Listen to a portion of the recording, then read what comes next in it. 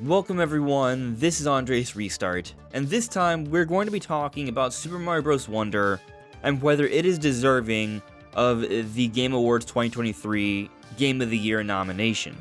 I thought this would be a good discussion to have given that the Game Awards is just a couple weeks away, and just last weekend I 100% beat Mario Bros. Wonder. In its totality, every single little secret level, even the very final super secret last level that I won't be spoiling here, but it will be showing some of the earlier special courses as just some background footage here. The editing for this video will be fairly simple. It's been a hectic last few days given all the holidays and such, but I thought this would be a good, fun discussion to have, and just sort of looking at Mario Wonder from a few different perspectives here, especially now that I'm so well acquainted with the game. But before we go forward, let me point out that we are aiming to reach 50,000 subscribers, so if you do enjoy my content, please subscribe and hit the notification bell, and enjoy the ride as we talk about Nintendo every day. So let's first discuss the semi-objective things we know about Mario Bros. Wonder. In terms of review scores, on Metacritic, which is a site that aggregates all the scores, and according to the majority of critics, Mario Bros. Wonder is a very good game. It's a top 10 game of the year from a review perspective.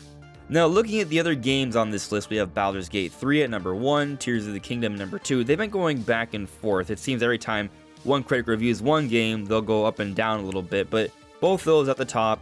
There is the complete edition for The Witcher 3 that came out recently for the Switch, but I think that one's a little bit misleading because that came out for either platforms as well, and there's a small sample size there, it wasn't reviewed too much, so that doesn't even really belong in the Game of the Year discussion. But we also have Metroid Prime Remastered, which some say shouldn't belong in the Game of the Year discussion. I argue it should, or rather, maybe not Game of the Year, but some type of nomination celebrating this release.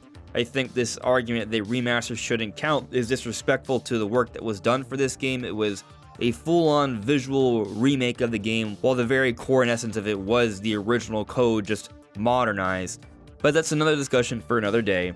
Alan Wake 2, which is also in the Game of the Year nominations. Resident Evil 4 Remake, which is also in the Game of the Year nominations, which I'm totally okay with being in there, even though it's a remake. It's more like a reimagining because there's a lot of new gameplay elements and such. Tetris Effect, which, again, small sample size, very high reviews, but not that many people reviewed the game.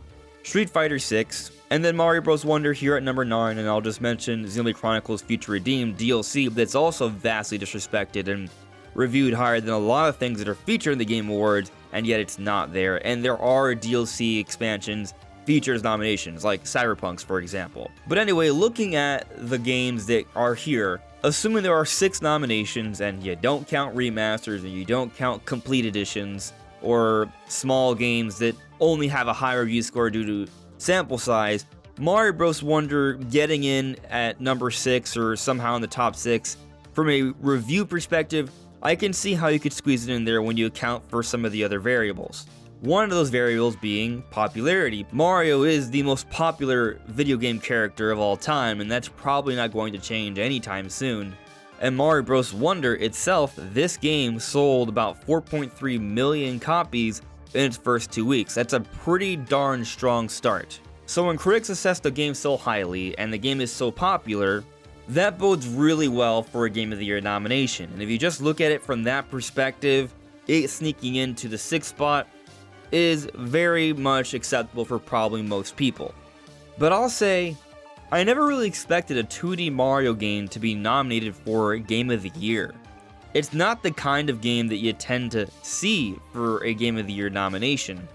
And so it being in there, I think, is in some ways a celebration of the success of this game and what they've done here. Mario Bros. Wonder is a special game. I do think it is deserving of that, at least, to say it's a very special game. They did something with the 2D Mario formula that I hope they continue on moving forward.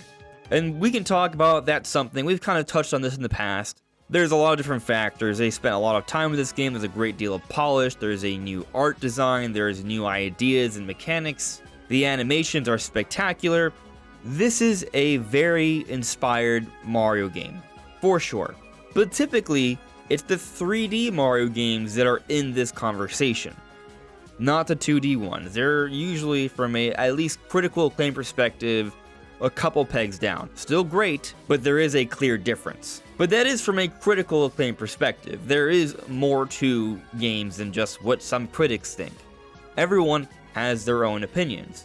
I know there are people out there that feel that Mario Bros. Wonder is better than Tears of the Kingdom, for example. Of course, there is also a lot of people that love to hate on Tears of the Kingdom, which is a whole other discussion that we've already had to some extent already on the channel, so I'm not going to dive into that whole can of worms. But I do remember a few months ago when Pikmin 4 came out, there was a sentiment that I made a video about as well, that some people felt that Pikmin 4 was a better game than Tears of the Kingdom. And Pikmin 4 is not in the Game of the Year nominations, but it is a very, very good game. Let me make that clear. I love Pikmin 4. It's up there for sure. And I think the point to be made here is that obviously, everyone has their own opinions and feelings, and some people are going to like one game more than another, even if the masses may consider one game to be objectively better than the other.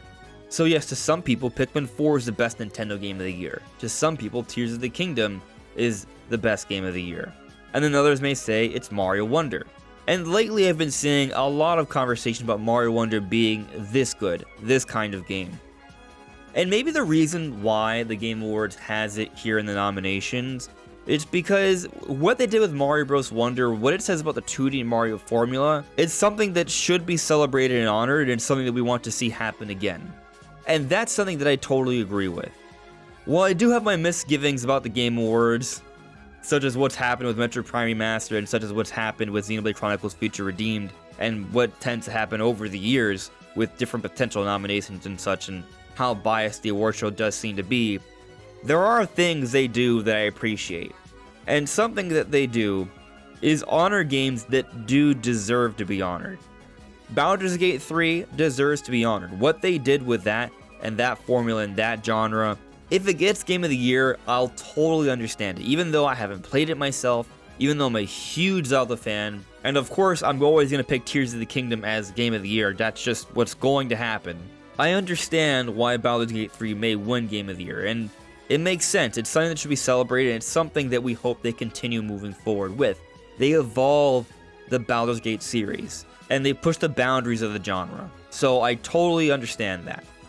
You look at something like Alan Wake 2, they've done some special things with that game, and a Resident Evil 4 remake as well. And of course, Tears of the Kingdom.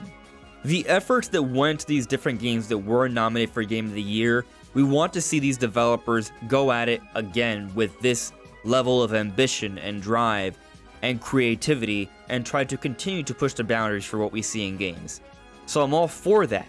And looking at what Mario Wonder is, what Nintendo did with the 2D Mario series, that should be celebrated as well, and it should be a part of the nominations. From that perspective, I think that's totally fair. And maybe that's why Mario Bros. Wonder gets the nod as opposed to Street Fighter 6. And that's not me saying that Street Fighter 6 isn't a good game. I haven't played it, but from what I've seen and heard, and from what I understand of the series, absolutely. I mean, I've played other Street Fighters before, of course. But I guess what I'm ultimately getting at here is that Mario Bros. Wonder is something that's more fresh and new, and it's something that was a little bit unexpected. While Street Fighter 6, at least from what I understand, perhaps I missed something, is more of a continuance of already a fantastic formula that they've been following. And with this in mind, it makes it perhaps a little bit more understandable why more people think Baldur's Gate 3 should win over Tears of the Kingdom, because while Tears of the Kingdom is great and there are innovations for sure, and they definitely tried to push the boundaries for the genre, its innovations and newness in contrast to what was done with Breath of the Wild perhaps are not as much of a leap, so the game's claim to Game of the Year may be somewhat minimized here.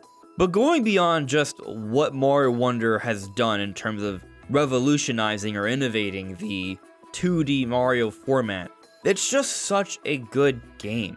There is no other game of its genre that's rated so highly for this year.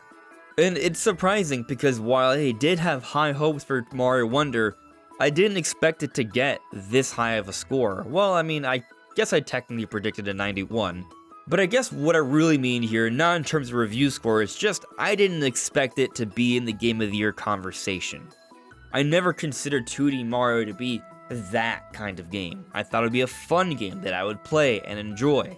But I never thought I would be making a video about Mario Wonder deserving a Game of the Year nomination. But having played through Mario Wonder, enjoying everything it's had to offer, it's a spectacular game, and I do think it may very well be the best 2D Mario game ever made. Why? Because they brought back that feeling we used to get from 2D Mario games before 3D Mario became the main pillar for sort of Mario adventures. At least in the eyes of the most core of gamer, because I know 2D Mario games have definitely sold extremely well. But playing Mario Wonder, I felt like this was a fun adventure. I didn't just feel like I was just doing 2D levels just for fun. I was drawn into this world. I was immersed into this world.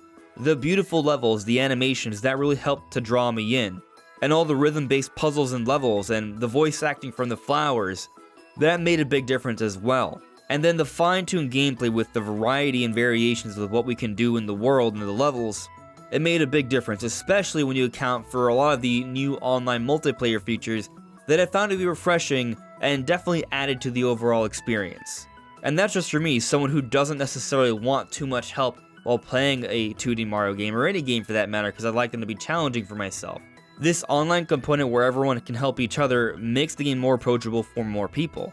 So they've absolutely done something special here, and I would say yes, Mario Wonder is deserving of Game of the Year nominations, but it was surprising to see Mario Wonder release and be this great. I thought it would be good, but I didn't think it would be this great. There was a little bit of a difference there in my expectations, which is a good thing. They've exceeded my expectations. And I get the feeling that is the case for most of us. But what do you think? Do you believe Mario Wonder is deserving of its Game of the Year nomination? Let me know in the comments below. This is Andres Restart. Thank you so much for listening and watching, and I'll see you all really soon. Take care.